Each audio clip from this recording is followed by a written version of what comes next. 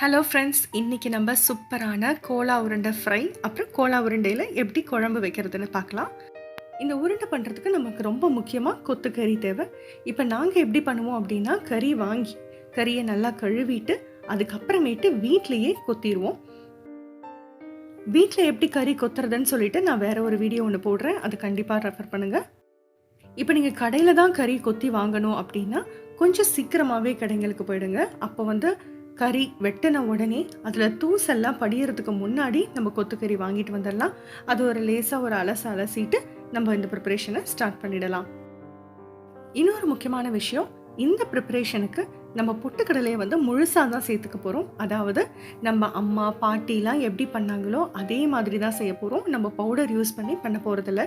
ஏன்னா அந்த காலத்தில் பார்த்தீங்க அப்படின்னா கிரைண்டரில் இல்லை அட்கல்ல வச்சு அரைக்கும் போது அவங்க என்ன கன்சிஸ்டன்சியில் பண்ணாங்களோ அந்த மாதிரி ஒரு கன்சிஸ்டன்சியில் தான் இன்றைக்கி ஆக்சுவலான ஆத்தென்டிக்கான ரெசிபி நம்ம பண்ண போகிறோம்.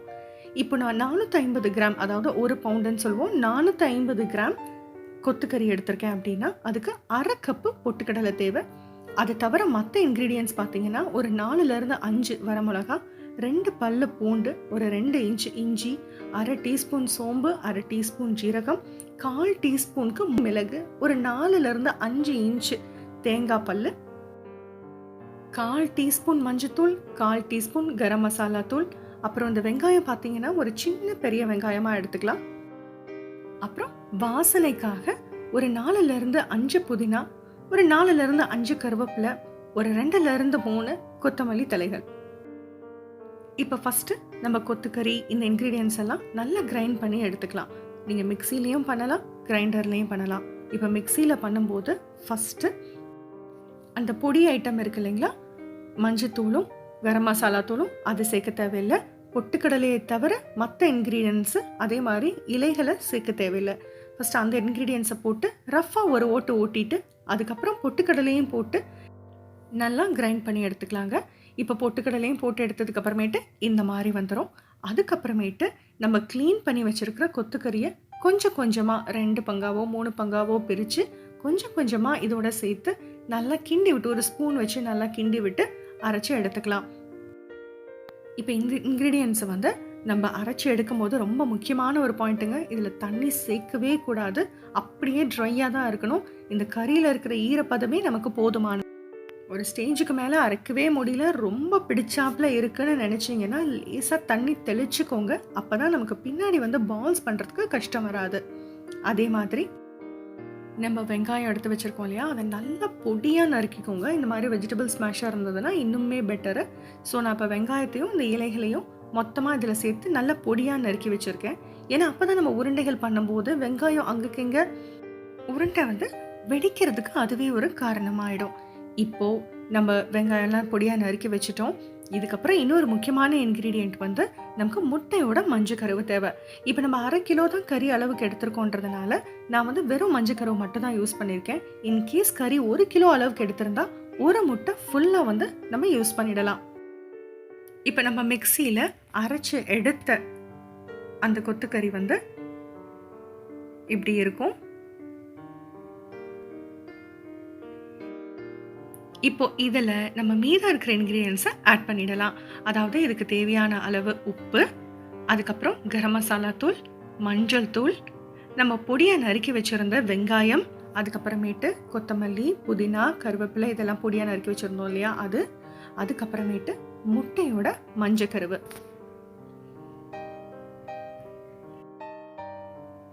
இந்த முட்டையோட மஞ்சக்கருவு சேர்க்கறதுனால பார்த்தீங்கன்னா இதுவே நமக்கு ஒரு நல்ல பைண்டிங் ஏஜெண்ட்டாக இருக்கும்.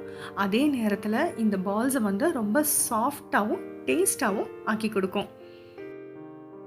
இப்போ இந்த எல்லா இன்க்ரீடியன்ஸும் எல்லா இடத்துலையும் நல்லா மிக்ஸ் ஆகணுங்க. அதுக்கு கொஞ்சம் டைம் எடுத்து நல்லா நம்ம இதை பிசைஞ்சு விட்டுறலாம். இதை பிசைஞ்சு எடுத்துக்கலாம். இதுதான் நம்மளுடைய பேஸ். இந்த பிசைஞ்சு எடுத்ததை தான் உருண்டை பண்ணி நம்ம ஃப்ரை பண்ண போகிறோம். அதே நேரத்தில் இதுதான் நம்ம என்ன பண்ண போகிறோம்னா குழம்புலையும் இந்த உருண்டையை தான் நம்ம போட போகிறோம். ஸோ இந்த மாதிரி ஒரு 3 to 4 minutes நல்லா பிசைஞ்சு கொடுத்தோன்னா எல்லாம் நல்லா ஈவனாக பிசைஞ்சு இந்த மாதிரி நமக்கு ஒரு பேஸ் கிடச்சிரும். அவ்வளோதாங்க, நம்மளோட மெயினான ஐட்டம் இப்போ ரெடி ஆகிடுச்சு. இப்போ இதை உருண்டை பிடிக்கிறதுக்கு முன்னாடி நம்ம குழம்பை தாளித்து விட்டுடலாம். ஸோ இதை நல்லா காயாமல் இருக்கிறதுக்காக மூடி போட்டு மூடிட்டு இப்போ குழம்புக்கு தேவையான இன்க்ரீடியன்ஸ் பார்த்துடலாம். இதுக்கு வந்து ஒரு பெரிய வெங்காயம் தேவை. தக்காளி வந்து 2 தக்காளி நான் எடுத்திருக்கேன். 2 வந்து பெங்களூர் தக்காளி. நீங்கள் நாட்டு தக்காளி சேர்க்குறதா இருந்தால் 1.5 தக்காளி சேர்த்தா போதும். ஏன்னா நம்ம புளி வேறு சேர்ப்போம். ஒரு பச்சை மிளகாய், ஒரு கொத்து கருவேப்பிலை எடுத்தாச்சு. அதுக்கப்புறமேட்டு 2லேருந்து 3 பல்லு பூண்டு, ஒரு 1லேருந்து 1.5 இன்ச்சு இஞ்சி, அதுக்கப்புறமேட்டு ஒரு 1/4 மூடி தேங்காய் நமக்கு வந்து தேவைப்படுங்க. இதுதான் நம்ம ஊற வச்சிருக்கிற புளியோட அளவு. ஒரு சின்ன நெல்லிக்காய் சைஸ்க்கு உருட்டினா வரும். இதை நல்லா நம்ம கரைச்சி எடுத்துக்கலாம். அதே மாதிரி நம்ம தேங்காயை வந்து அரைக்கும் போது ஒரு 1/2 டீஸ்பூன் கசகசா சேர்த்து நம்ம அரைச்சிக்கலாம். ஏன்னா அப்போதான் நம்ம எடுக்கிற தேங்காய் பால் வந்து நல்லா திக்காகவும் கிரேவி திக்காகவும் கிடைக்கும். ஸோ பாலும் பார்த்தீங்கன்னா முதல் பால் எடுத்து 2வது பாலும் எடுத்துக்கோங்க. இதுக்கு தாளிதத்துக்கு எடுத்திருக்க கரம் மசாலாவும் பார்த்தீங்கன்னா ரொம்பவே கம்மியாக தான் எடுத்திருக்கேன். இப்போ ஒரு பேனில் நல்லா எண்ணெய் சூடானதுக்கு அப்புறமேட்டு நம்மளுடைய தாளிதத்துக்கு தேவையான ஐட்டம் எல்லாம் ஆட் பண்ணிடலாம். இஞ்சி பூண்டு வந்து தட்டி போட்டிருக்கேன். அதுக்கப்புறம் வெங்காயத்தை நல்லா பொடியாக நறுக்கி நல்லா வதக்கிடலாம். வெங்காயம் நல்லா வதங்கினதுக்கு அப்புறமேட்டு நல்லா பொடியாக நறுக்குன்னு தக்காளி சேர்த்துக்கலாம். தக்காளி வந்து ரொம்ப மையாக நம்மளால நறுக்க முடியல அப்படின்னா மிக்சியில் ஒரு சர்ன் போட்டு எடுத்துக்கலாம். தக்காளி நல்லா சாஃப்ட் ஆகிற வரைக்கும் அதை வதக்கிடலாம். அதுக்கப்புறமேட்டு மிளகாய்த்தூள், மஞ்சத்தூள், மல்லித்தூள், ஜீரகத்தூள், கரம் மசாலா தூள் இன்க்ரீடியன்ஸோட அளவு வந்து டிஸ்கிரிப்ஷன் பாக்ஸில் கொடுத்துருக்கேன். கண்டிப்பாக அதை செக் பண்ணுங்கள். அப்புறம் இந்த கிரேவிக்கு தேவையான உப்பு மட்டும், ஏன்னா நம்ம உருண்டைகளில் ஆல்ரெடி நம்ம உப்பு சேர்த்துருக்கோம். கொஞ்சமாக தண்ணி விட்டு, இது நிறைய தண்ணி விட்டுற வேண்டாம். ஏன்னா இதுக்கப்புறம் நம்ம புளி தண்ணி இருக்குது, தேங்காய் பால் இருக்குது. அதனால் கொஞ்சமாக தண்ணி விட்டு இதை கொதிக்க விடுங்க. நல்லா கொதிச்சதுக்கு அப்புறமேட்டு நம்ம இதில் நம்ம கரைச்சி வச்சுருக்கிற புளி தண்ணியை சேர்த்துடலாம். புளி தண்ணியும் சேர்த்ததுக்கப்புறம் நல்லா கொதிக்கட்டுங்க. கொதிச்சு ஓரளவுக்கு இந்த மாதிரி எண்ணெய் தெரிஞ்சு வர ஸ்டேஜில் அதுக்கப்புறமேட்டு நம்ம எடுத்து வச்சிருக்கிற தேங்காய் பாலை இதில் ஆட் பண்ணிடலாம். இப்போ இது வந்து புளி தண்ணி சேர்த்ததுக்கப்புறம் இதில் நம்ம தேங்காய் பாலை இப்போ சேர்த்துட்டோம். தேங்காய் பால் சேர்த்ததுக்கப்புறமேட்டு இந்த கிரேவி வந்து நல்லா கொதிச்சு வரட்டுங்க. இப்போ நீங்கள் எலும்பு வந்து கழிச்சு வச்சுருந்தீங்க அப்படின்னா இந்த ஸ்டேஜில் எலும்பையும் போட்டு ஒரு 5 விசில் 5 நிமிஷத்துக்கு விட்டு இறக்கி அதுக்கப்புறமேட்டு குழம்பு நல்லா தேவையான கன்சிஸ்டன்சி வந்ததுக்கு அப்புறமேட்டு உருண்டைகளை போடலாம். இப்போ எலும்பெல்லாம் எதுவும் எடுத்து வைக்கல அப்படின்னா இதிலே நல்லா கொதிக்கட்டுங்க. ஓரளவுக்கு குழம்பு வந்து நல்ல கன்சிஸ்டன்சி வந்ததுக்கு அப்புறமேட்டு கொஞ்சம் திக்கானதுக்கு அப்புறமேட்டு ஒரு உருண்டை அளவுக்கு அந்த உருண்டையிலேருந்து எடுத்து கொஞ்சமாக குழம்பு சேர்த்து அதை நல்லா கரைச்சி நம்ம குழம்புல சேர்த்துடலாம். அப்போ நம்ம குழம்பு வந்து நல்லா திக்காக அதே நேரத்தில் நல்ல கறியோட வாசனையோட இருக்கும். இப்போ கைகளில் எண்ணெயை தேய்ச்சிட்டு நம்ம வந்து உருண்டைகளை வந்து பிடிச்சிடலாம். நல்லா கையில் பிடிச்சு கொடுத்து அதுக்கப்புறமேட்டு 2 கைகளுக்கு நடுவில் வச்சு உருண்டை ஆக்கிடலாங்க.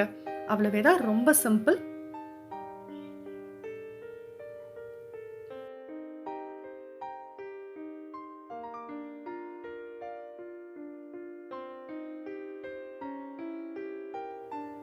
இந்த மாதிரி குழம்புக்கு தேவையான எல்லா உருண்டைகளையும் தனியாக நம்ம உருட்டி எடுத்து வச்சுக்கலாம். இப்போது குழம்பு வந்து கரெக்டான கன்சிஸ்டன்சி ரீச் ஆனதுக்கு அப்புறமேட்டு நம்ம உருண்டைகளை இதில் ஆட் பண்ண போகிறோம். உருண்டையை ஆட் பண்ணுறதுக்கு முன்னாடி குழம்பை நல்லா சிம் பண்ணிவிடுங்க. இப்போ நீங்கள் குழியான பாத்திரத்தில் செஞ்சு நிறைய உருண்டைகள் போடுறதா இருந்தால் ஃபஸ்ட்டு ஒரு 7-8 உருண்டை போட்டு அந்த உருண்டை வந்து கொஞ்சம் வெந்து மேல் லேயருக்கு வரும். அதுக்கப்புறமேட்டு அடுத்த செட்டு உருண்டையை ஆட் பண்ணுங்க. இப்போ நான் மொத்தமாகவே ஒரு 10-12 உருண்டை தான் போட போகிறேன். அதனால சிம் பண்ணிட்டு மொத்தமாக எல்லாத்தையும் போட்டுட்டேன். இப்போ உருண்டைகளை ஒன்றொன்னா பொறுமையாக போடுங்க. கொஞ்சம் இடைவெளி விட்டே போடுங்க. கவலையே போட வேண்டாம். இதை முன்னாடியே ஸ்டீம் பண்ணிட்டு அதுக்கப்புறம் போடணும்னு நினைக்க வேண்டாம். உருண்டையை போட்டதுக்கு அப்புறமேட்டு இந்த மாதிரி தாங்க குழம்ப வந்து கிளறி விடணும் நம்ம. ஸோ அப்போ தான் உருண்டைகள் வந்து உடையாமல் இருக்கும். அதே நேரத்தில் உருண்டைகள் வந்து சிம்லேயே தாங்க குக் ஆகணும். மூடி போட்டு குக் பண்ணக்கூடாது. மூடி போட்டாலும் உருண்டைகளில் வெடிப்பு வந்து கிரியேட் ஆகும். ஒவ்வொரு சைடும் டைம் கொடுத்து வேக விடுங்க. ஓரளவுக்கு ஒரு சைடும் மினிமம் 10லேருந்து 15 நிமிஷம் ஆகுங்க. ஸோ உருண்டைகள் எல்லாமே தேவையான கன்சிஸ்டன்சிக்கு வேகிறதுக்கு எப்படி 20லேருந்து 25 நிமிஷம் ஆகும். ஏன்னா கறி வேகிறதுக்கு டைம் எடுக்கும். நான் இப்போ கிரேவி பதத்தில் இதை செஞ்சதுனால இந்த அளவுக்கு கிரேவி பதத்தில் எடுத்திருக்கேன். இன்னும் குழம்பு பதத்தில் வேணும் அப்படின்னா நீங்கள் முன்னாடியே உருண்டைகளை போட்டுடலாம். அவ்வளோதாங்க. கொத்தமல்லி தழை தூவிடுங்க. எவ்வளோ சுலபமாக கோலா உருண்டை குழம்பு ரெடி ஆயிடுச்சு பார்த்தீங்களா? இப்போ அடுத்து நம்ம ஃப்ரை எப்படி பண்ணுறதுன்னு பார்க்கலாம். ஃப்ரையும் அதே மாதிரி தான் எண்ணெயில் தொட்டு உருண்டைகள் பிடிச்சு வச்சிடலாம். எண்ணெயை நல்லா சூடு பண்ணிக்கோங்க. இந்த ஃப்ரைக்கு ரொம்ப முக்கியமான விஷயம், எண்ணெய் நல்லா சூடு பண்ணிட்டு சிம்மில் ஒவ்வொரு உருண்டையாக போடுங்க. அதுக்கப்புறமேட்டு கொஞ்சம் மீடியம் ஃப்ளேமில் உருண்டைகளை வறுத்து எடுத்துடலாம். நிறைய உருண்டைகளை ஒரே நேரத்தில் போடாதீங்க. அதே நேரத்தில் ஹை ஃப்ளேமில் நம்ம வறுத்து எடுக்கக்கூடாது. அவ்வளோதான். ஒவ்வொரு சைடும் வேகிறதுக்கு அட்லீஸ்ட் ஒரு 2-3 நிமிஷம் டைம் கொடுத்து இன்னொரு சைடை திருப்பி விடுங்க.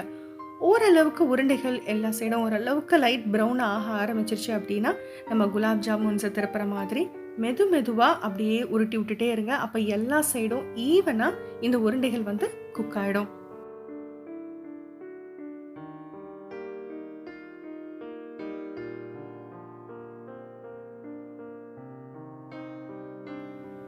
அவ்வளவே தாங்க. இந்த உருண்டைகளை நீங்கள் தட்டையாகவும் வடை மாதிரி போடலாம், இந்த மாதிரி உருண்டையாகவும் செய்யலாம். எவ்வளோ சூப்பராக நம்மளுடைய கோலா உருண்டையும் குழம்பும் ரெடி ஆயிடுச்சு பார்த்தீங்களா? இந்த மாதிரி பண்ணும்போது கறியோட ருசி அந்த உருண்டைகளில் அவ்வளோ பர்ஃபெக்டாக இருக்கும். கண்டிப்பாக ட்ரை பண்ணி பாருங்கள். ட்ரை பண்ணிவிட்டு எப்படி வந்ததுன்ற கமெண்ட்ஸை எனக்கு இதில் கண்டிப்பாக ஷேர் பண்ணுங்கள். அதே மாதிரி இந்த சேனலுக்கு இன்னும் சப்ஸ்கிரைப் பண்ணலைன்னா கண்டிப்பாக சப்ஸ்கிரைப் பண்ணுங்கள். Thank you.